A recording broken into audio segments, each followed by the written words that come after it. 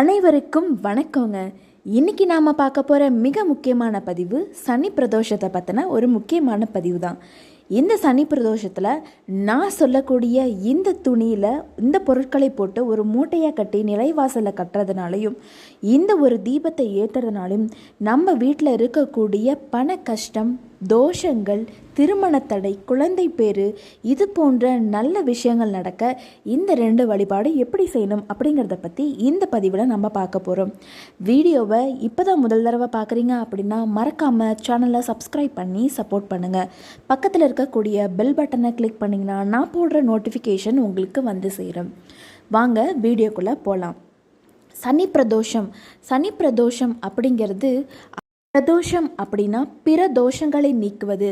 அதாவது நமக்கு இருக்கக்கூடிய தோஷங்களை நீக்கி நம்மளுடைய வாழ்க்கை நல்லபடியாக வாழ்கிறதுக்கு இந்த பிரதோஷ வழிபாடு ரொம்ப முக்கியம்.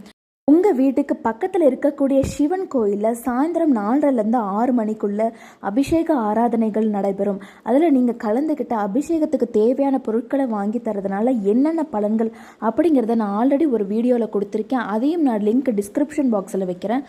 மறக்காமல் போய் செக் பண்ணி பாருங்கள். கோவிலுக்கு போயிட்டு வந்ததுக்கப்புறம் வீட்டில் என்ன பண்ணணும் அப்படின்னா, ஒரு காமாட்சி அம்மன் விளக்கை ஏற்றிருங்க. ஏற்றினதுக்கப்புறம் ஒரு வெள்ளை துணி எடுத்துக்கோங்க. அந்த வெள்ளை துணியில் ஒரு நம்ம நிலைவாசலில் கட்டுற அளவுக்கு எடுத்துக்கோங்க. ஒரு சதுர வடிவில் ஒரு வெள்ளை துணி எடுத்துட்டு அந்த வெள்ளை துணி நல்லா சுத்தமாக ஒரு மஞ்சளை நினச்சி எடுத்துக்கோங்க. அதில் என்ன பண்ணணும்னா, ஒரு வெற்றிலை, ₹1 நாணயம், ஒரு வில்வ இலை, ஒரு வெள்ளை மலர், அதாவது நந்தியாவட்டம் இல்லைன்னா ஜாதி மல்லி, குண்டு மல்லி, இது போல் வெள்ளை நிறத்தாலான ஏதாவது ஒரு பொருள் எடுத்துக்கோங்க. அதுக்கப்புறம் ஒரு துண்டு பச்சை கற்பூரம். இதை எடுத்து ஒரு மூட்டையாக கட்டி, மூட்டை கட்டின இடத்துல ஒரு மஞ்சள் குங்குமம் போட்டு வச்சுருங்க. வச்சதுக்கப்புறம் என்ன பண்ணணும்னா, அதை அப்படியே உங்களுடைய பூஜை அறையில் வச்சுருங்க.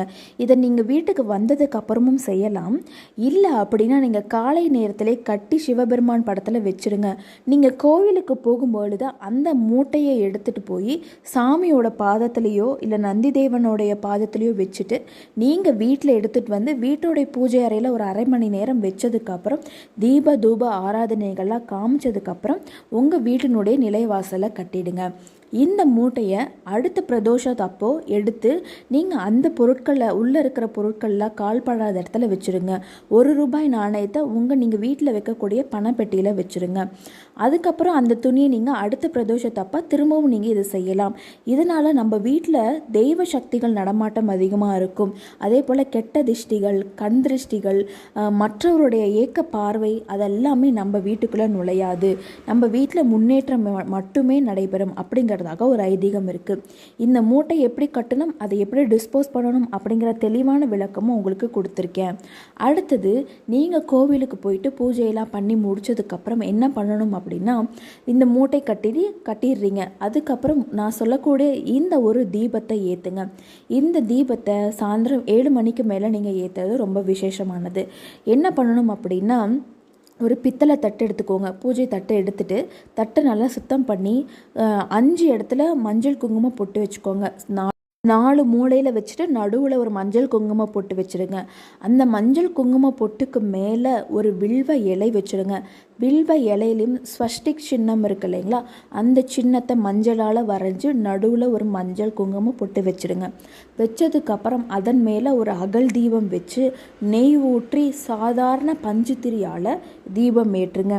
இது எதற்காக ஏற்றணும் அப்படின்னா, உங்களுக்கு என்ன குறை இருக்கோ அந்த குறைக்காக மனசார பிரார்த்தனை பண்ணி நீங்கள் சிவபெருமான் கிட்ட எங்களுக்கு திருமணம் ஆகணும், எங்களுடைய ஜாதகத்தில் உள்ள தோஷங்கள் நீங்கணும், பணப்பிரச்சனை நீங்கணும், வேலை கிடைக்கணும், அதுபோல் ஒவ்வொரு பிரதோஷம் தோறமும் நீங்கள் இந்த விளக்கை ஏற்றுறதுனால நம்மளுடைய குறைகளுக்கு சிவபெருமான் தீர்வு கொடுப்பார் அப்படிங்கிறதாக ஒரு ஐதீகம் இருக்குது.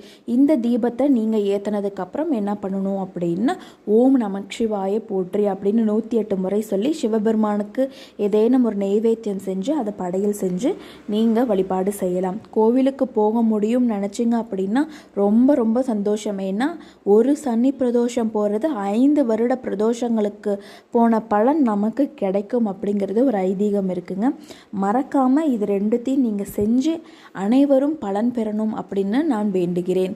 இது போன்ற நல்ல பதிவுகளை நீங்கள் பார்க்கும் பொழுது உங்களுடைய உற்றார் உறவினர் நண்பர்கள் அனைவருக்கும் ஷேர் பண்ண மறக்காதீங்க. மறக்காமல் ஷேர் பண்ணி சப்ஸ்கிரைப் பண்ணி சப்போர்ட் பண்ணுங்கள். மற்றும் ஒரு நல்ல பதிவில் சந்திப்போம். நன்றி, வணக்கம்.